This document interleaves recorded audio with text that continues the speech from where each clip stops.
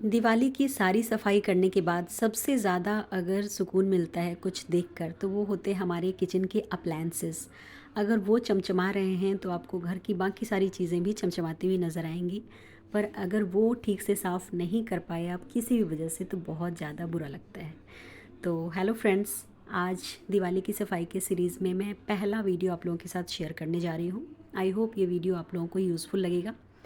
Microwave oven हमारे Indian kitchens का ऐसा हिस्सा है जो हम भले ही खाना गर्म करने के लिए इस्तेमाल करें, छोटे मोटे केक्स बेक करने के लिए इस्तेमाल करें, पर हर घर में अब ज़रूर ही माइक्रोवेव अवन रहने लगा है। So let's begin the cleaning of our microwave oven in 3 simple steps. 3 simple steps में मैं आप लोगों के साथ शेयर करने जा रही हूँ कि अपने किचन के माइक्रोवेव अवन को कैसे क्लीन करें। सबसे पहले एक सूखा कपड़ा लेकर आप माइक्रोवेव का जो टॉप वाला पोर्शन है उसको क्लीन कर लें।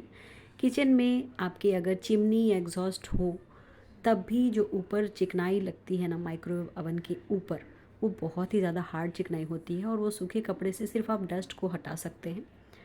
सफाई शुरू करने से पहले सॉकेट से जो स्विच है उसको निकालना ना भूलें। ये एक प्रिकॉशनरी मेज़र है और जो बहुत ही ज़्यादा इम्पॉर्टेंट है। अब हम शुरू करते हैं स्टेप वाइज, 3 स्टेप में how to clean the microwave oven. मैंने एक बाउल में पानी लिया है। पानी के साथ मैंने 2-3 नींबू के टुकड़े लिए हैं। अगर आपके पास बिल्कुल फ्रेश लाइम है, नींबू है, तो आप एक नींबू इसमें डाल सकते हैं। नींबू का रस निचोड़ने की ज़रूरत नहीं, आप आराम से नींबू काट कर डाल दीजिए। साथ में आप इसमें डिश वॉश लिक्विड ऐड कर दीजिए और 5 मिनट के लिए माइक्रोवेव अवन को माइक्रोवेव मोड पे सेट करके इसको छोड़ दीजिए। इससे 2-3 फ़ायदे होते हैं। पहला तो ये जो गर्म पानी है ये बहुत ही ज़्यादा हेल्पफुल होता है क्लीनिंग में, और दूसरा आपने जो माइक्रोवेव को 5 मिनट के लिए प्री हीट किया है ना, इससे क्या होगा कि आपका माइक्रोवेव जो है उसकी जो गंदगी है, चिकनाई है, वो थोड़ी सी लूज़ हो जाएगी। और इसके बाद कोई एक सॉफ्ट कॉटन फैब्रिक लेकर उसमें इस सॉल्यूशन को डिप करें और उसके बाद बड़े हल्के हाथों से इसको अच्छे से साफ़ कर लें। ज़्यादा गंदी जो चिकनाई होती है उसको क्लीन करने के लिए आप सॉफ्ट वाला स्क्रबर भी यूज़ कर सकते हैं, जो मैं यूज़ कर रही हूँ। बस ध्यान रखना है कि जो स्टील के एरियाज़ हैं उस पर ज़्यादा स्क्रब ना हो, तो सॉफ्ट वाला ही यूज़ कीजिएगा। कॉटन क्लॉथ के लिए मैं सजेस्ट करूँगी कि आपके घर में जो पुराने पड़े हुए इनर वेयर्स होंगे उनका इस्तेमाल कर सकते हैं। जो बनियान वगैरह होते हैं ना, वो बहुत ही ज़्यादा उसका जो फैब्रिक होता है सॉफ्ट कॉटन, वो बहुत अच्छे से इस चिकनाई को दूर करने में हेल्प करता है आपकी। और बिना घिसाई के, यानी कि आपका जो भी अप्लायंस है उसको जब आप क्लीन कर रहे होते हैं तो उसकी जो सतह है उसको खुरदुरी नहीं बनाता ये। इसके बाद जो फ्रंट वाला आपका पोर्शन होता है, जो ग्लास टॉप है, इसको आप सॉफ्ट माइक्रोफाइबर क्लॉथ से साफ़ कर सकते हैं, या फिर आपका जो चूल्हा पोंछने वाला जो आता है, जो भी आप यूज़ करते हो जो भी चीज़ें, उससे सॉफ्ट फैब्रिक से आप इसको दोबारा से वाइप कर लें। सो ये था हमारा स्टेप 1, जिसमें हमने जो लिक्विड है उसकी सहायता से 2 बार क्लीन किया है।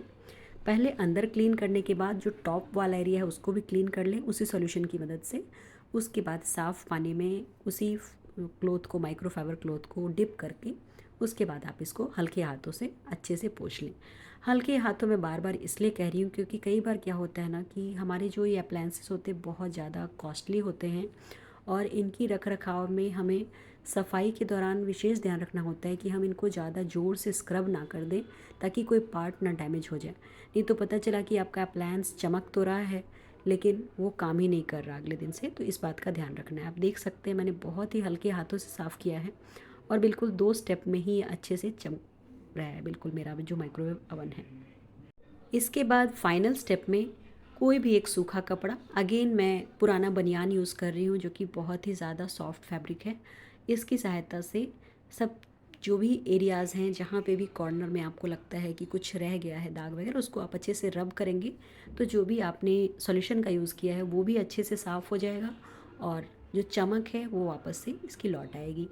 इसके बाद इसका जो किचन की साइड का जो पोर्शन होता है वो ज़्यादा चिपचिपा होता है, उसको क्लीन करने के लिए आप छोटे वाले ब्रश का भी इस्तेमाल कर सकते हैं। वो वाला वीडियो मैं बना नहीं पाई थी, अदरवाइज़ मैंने उस ब्रश की सहायता से भी क्लीन किया है।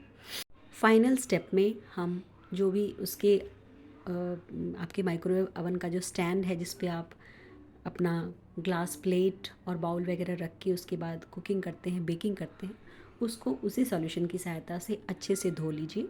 धोने के बाद आप उसको सॉफ्ट कॉटन फैब्रिक से पोंछ कर और थोड़ी देर के लिए इसको ड्राई होने के लिए रख दीजिए। एयर ड्राई होने के बाद आप इसको सेट कर सकते हैं। और सफाई करने के बाद ध्यान रहे कि माइक्रोवेव अवन को कुछ 10 से 15 मिनट तक खुला ज़रूर छोड़ दें, उसका दरवाज़ा बंद ना करें।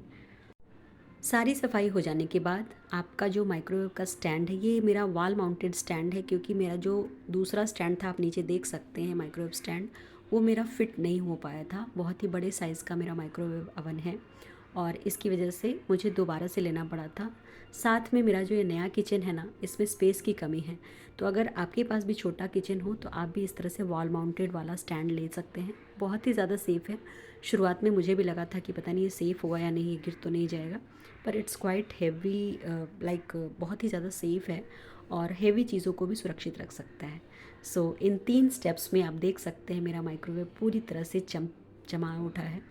और आपको वीडियो अच्छी लगी होगी, साथ में यूज़फुल भी होगी, तो आप भी इस तरह से अपने माइक्रोवेव ओवन को, अब जब ये क्लीन हो चुका है तो बात आती है इसको रिटेन करने की। रिटेन करने के लिए ज़्यादा कुछ नहीं करना है। अगर आप सिंपल यूज़ करते हैं माइक्रोवेव ओवन का, तो इसके टॉप पे कुछ भी आप शीट हल्की सी रख के उसको आप क्लीन करके रख सकते हैं और ढक के रख सकते हैं। ज़्यादा हैवी कवर नहीं होना चाहिए। दूसरा कि जो ग्लास प्लेट है ना, उसको आप जब भी यूज़ करते हैं उसके बाद आप टिश्यू या कपड़े की सहायता से पोंछ लीजिए। ज़्यादा गंदगी टिक नहीं पाएगी ओवन के अंदर। Thank you.